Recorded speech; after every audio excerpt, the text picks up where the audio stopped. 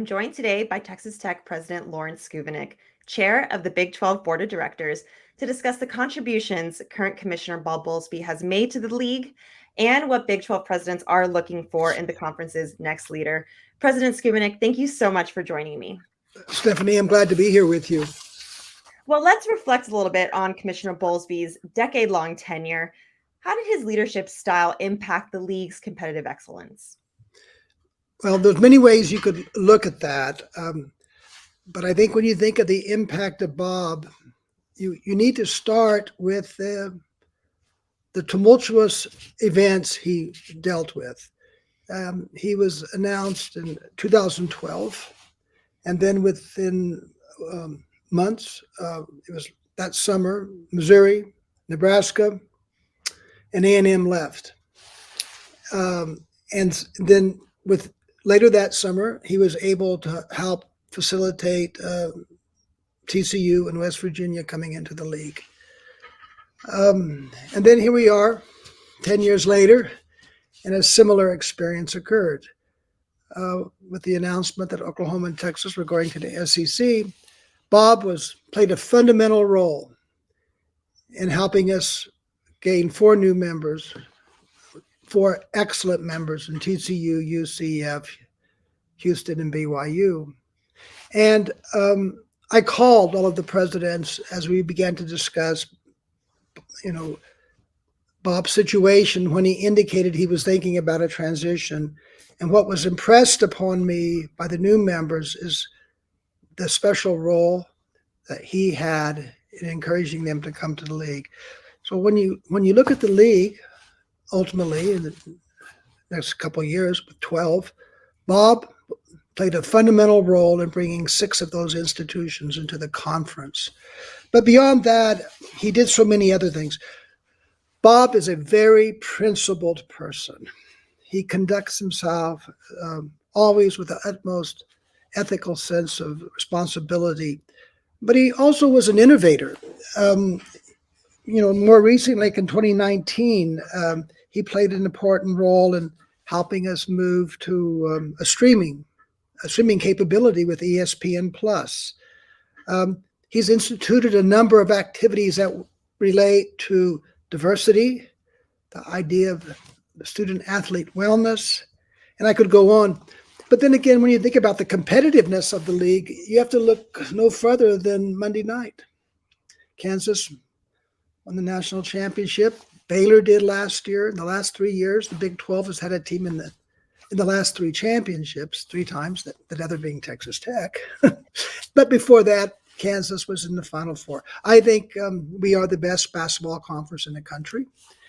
And beyond that, as one president said to me when we were visiting, we have created what they feel is a conference for the country, given the geographical span that we now have. So when Bob indicated that he was thinking about making this transition, and we got into serious conversations early March, one of the issues that were impressed upon me time and again by the other CEOs, we admire Bob, we are grateful to him, and we want to handle this in a way that really gives him honor and credit for what he's done.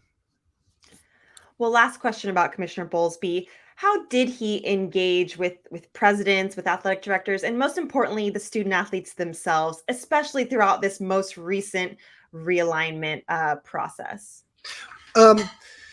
One time I was talking to Bob about that very issue. And one of the things that I think he enjoyed about being the commissioner is that in so many ways he served as a mentor to other presidents and chancellors. He shared that they would call him to discuss things happening on their campus.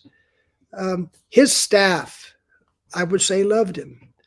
And the presidents all saw him as a great resource because of his experience. He's 40 years in intercollegiate athletics. He's seen it all. And so he interacted on a very personal level. When we were going through the tumultuous issues we faced last summer, we were on calls often. That's probably an understatement. Bob never panics. He keeps a very balanced approach to the issues. And that in some ways exudes a certain confidence and calming effect that I think we all benefited from. We all felt that we were in a good position. If you think about it, there may have been some who thought the league would collapse and implode, but we didn't. That's a credit to my colleagues, but also to the leadership of Bob Bowlsby. Well, let's talk about this search process for the league's next commissioner. Can you give us some insight into the time frame? Have you engaged with a search firm, and when do you expect to kind of start really talking to individual candidates? Right now, let me back up a bit. The board did authorize the executive committee to go through the process of selecting an executive search firm. And we're finalizing the RFP, or the request for information, whatever you want to call it. We're going to have a call of the executive committee Sunday to finalize that. It will go out next week. It's our intention to give everybody about 1 week to respond. That may seem a bit rushed, but it sets the tone for the search. We want to act very expeditiously.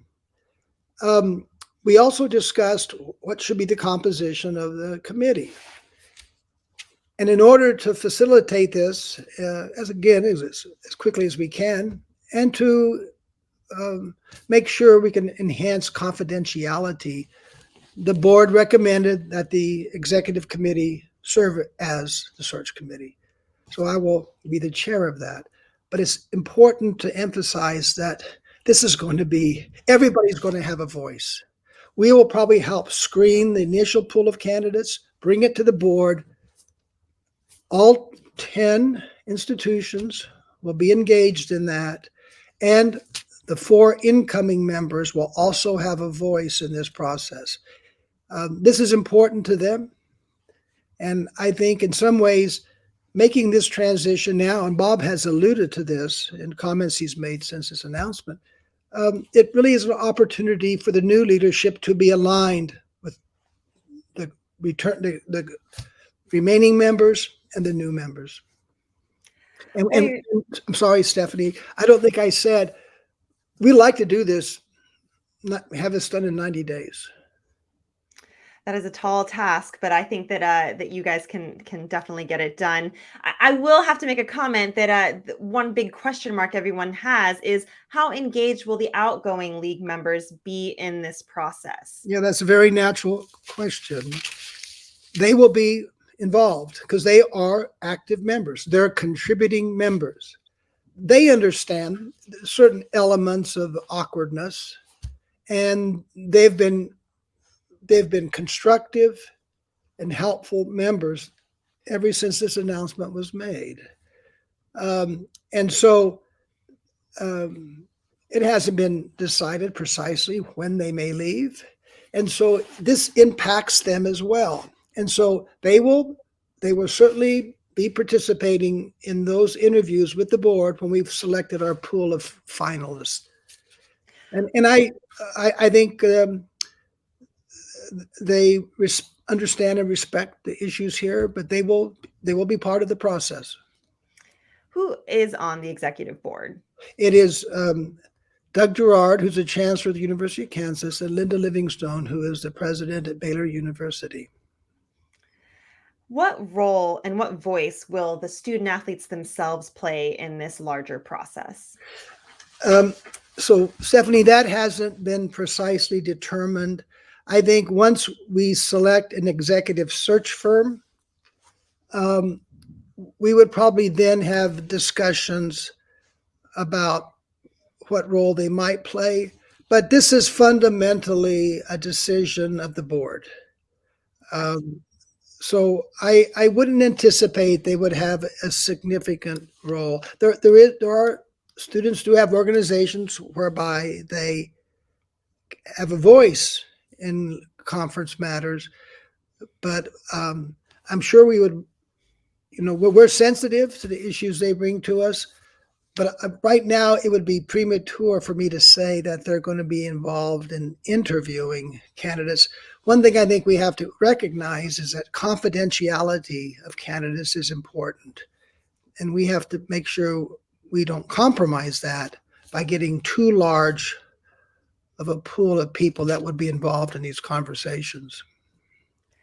I'll be frank, I was a student athlete, and I can't tell you how much I paid attention to who our conference commissioner was, to be very frank about it. So I'm sorry, Stephanie. I'd like to make sure I understand it. You said you did or you did not pay attention? I did not. I was Okay. very focused on who my coach was, who my athletic director was, but Okay. conference-wise matters, you're so busy as a student athlete. You know what? I'm probably going to pass that on to the executive committee.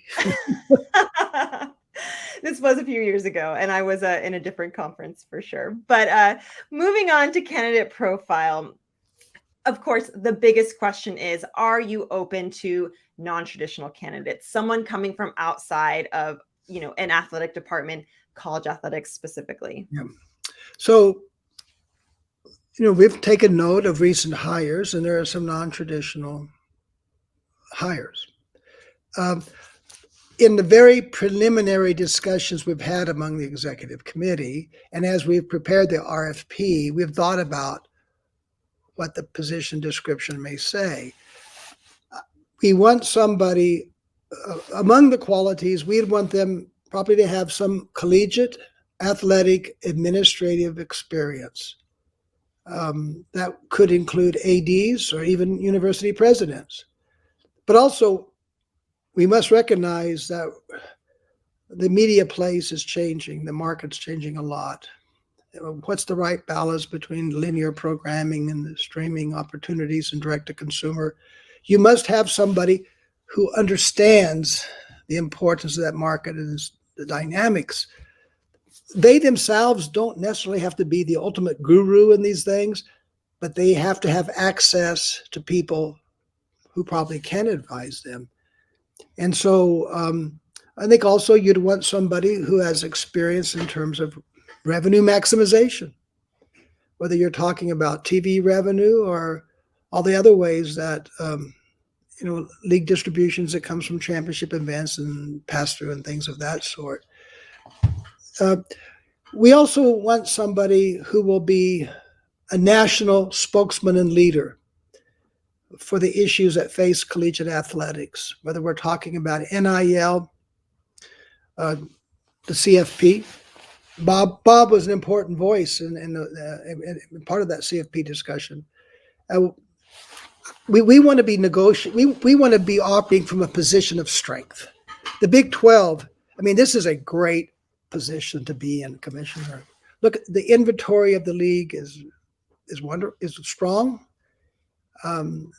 I think the media partners are in need of that inventory, and we fare very well, especially in basketball. This last few years, we've been number one or two in terms of the value of a product.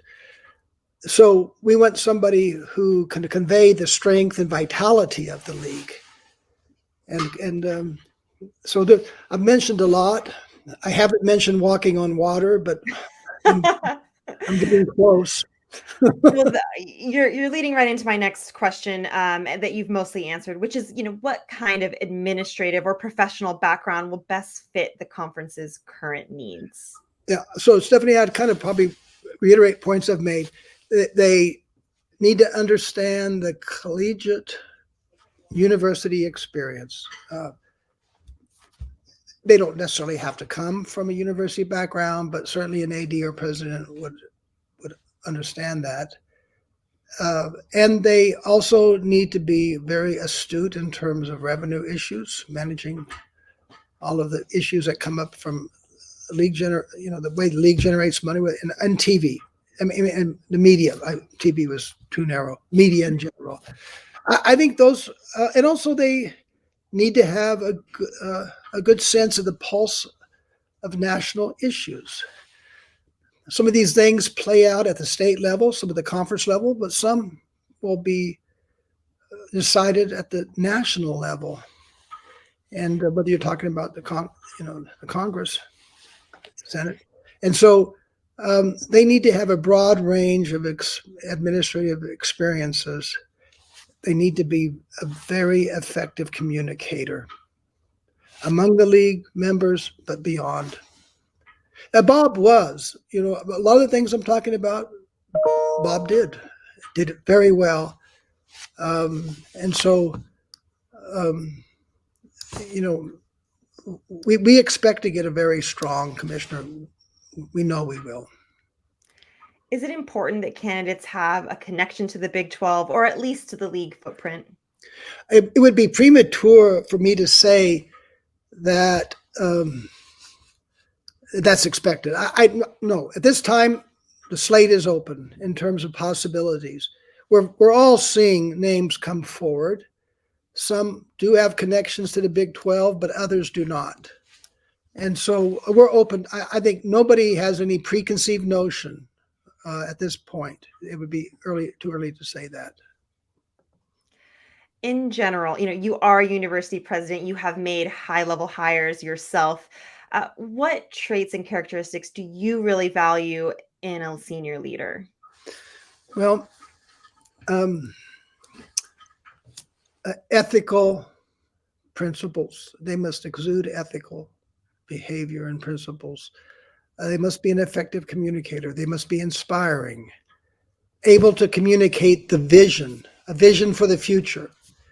And that means maintaining a Big 12 office that serves the league members, is proactive in advancing our interests.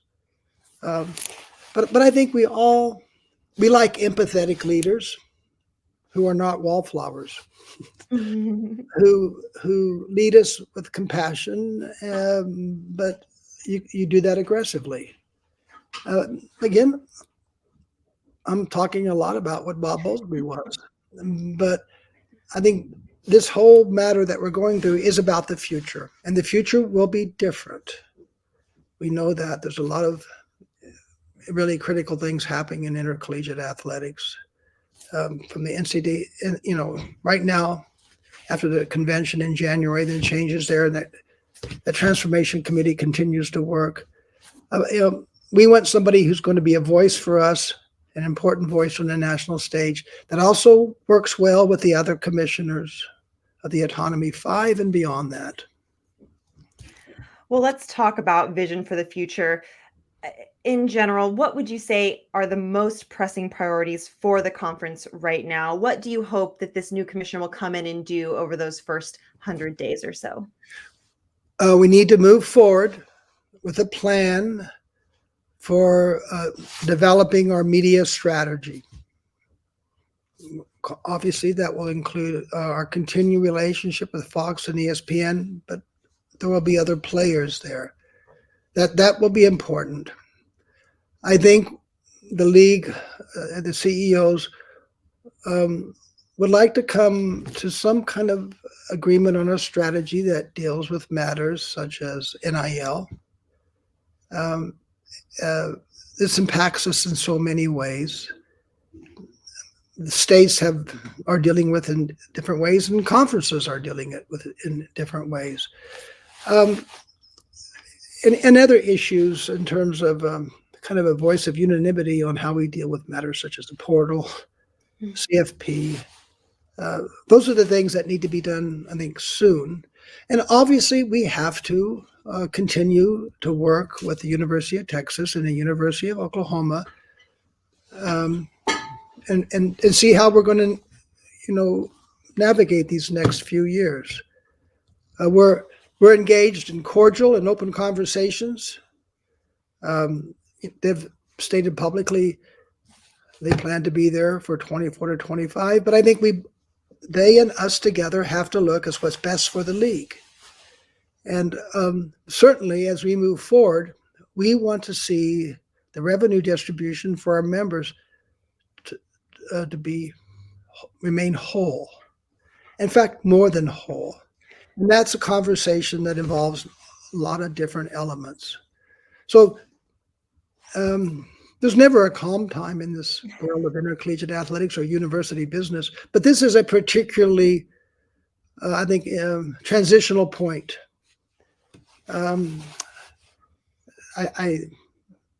It's going to be really interesting to see what happens in the next 2 years.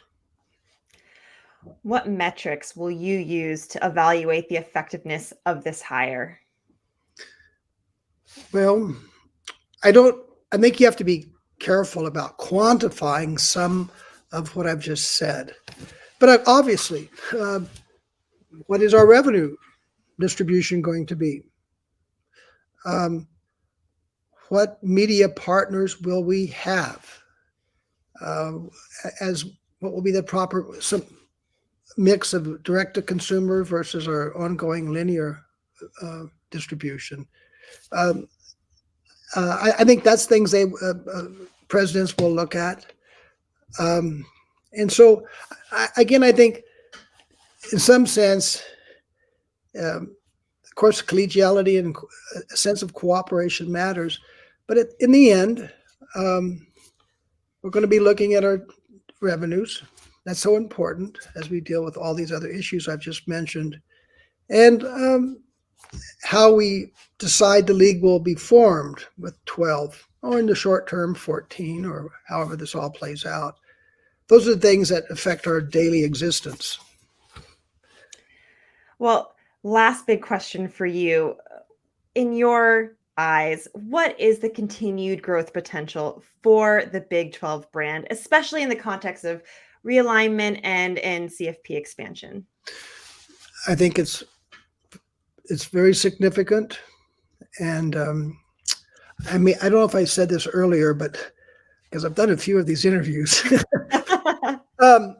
When I called all 13 presidents in the last 2 weeks to talk about these issues as I tried to keep them updated on what was going on, although we had some meetings as well.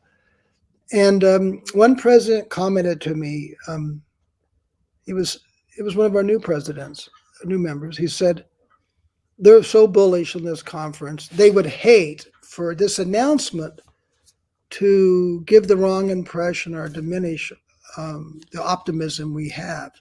And he said, we are a conference for the country. I think we are. The time zones we're in, we're in urban centers and more rural areas.